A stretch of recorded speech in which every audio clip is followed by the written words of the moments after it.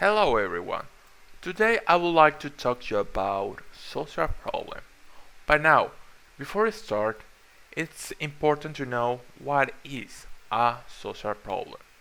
So, a social problem is any condition or behavior that has negative consequences for large number of people that is generally recognized a condition or behavior that needs to be addressed. This definition has both an object component and a subjective component. So, first of all, we need to talk about the objective component. The objective component is this. For any condition or behavior to be considered as a social problem, it must have negative consequences for large numbers of people. How do we know if a social problem has negative consequences? Reasonable people can and do disagree on whether such consequences exist, and if so, on their extent and seriousness. But ordinarily, a boat of data accumulates, maybe from work by academic researchers, government agencies, and other sources, that strongly points to extensive and serious consequences. The reason for these consequences are often hotly debated, and sometimes, as we shall see in certain um, parts of the video, sometimes the very existence of these consequences are disputed. A current example is climatic change. Although the overwhelming majority of climate um, existence say that climate change is real and serious.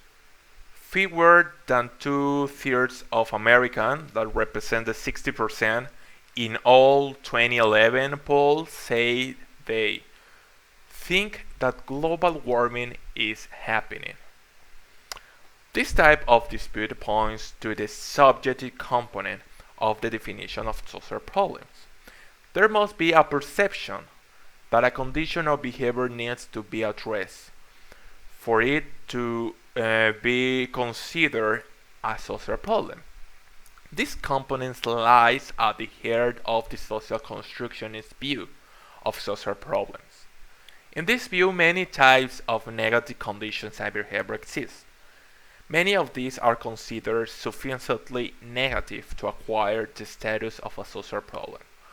Some do not receive this consideration and thus do not become a social problem, and some become considered a social problem only if citizens, policymakers, or other parties call attention to the condition or behavior. The history of attention given to rape and sexual assault in the United States before and after the 70s provides an example of this later situation. These acts of sexual violence against women have probably occurred from the beginning of humanity, and certainly were very common in the United States before the 70s. Although men were sometimes arrested and prosecuted for rape and sexual assault. Sexual violence was otherwise ignored by legal policymakers and received little attention in college textbooks and the news media. And many people thought that rape and sexual assault were just something that happened. Thus, although sexual violence existed, it was not considered a social problem. When the contemporary women's movement began in the late 70s, its own focus on the rape and sexual assault as serious crimes and as manifestations of women's inequality.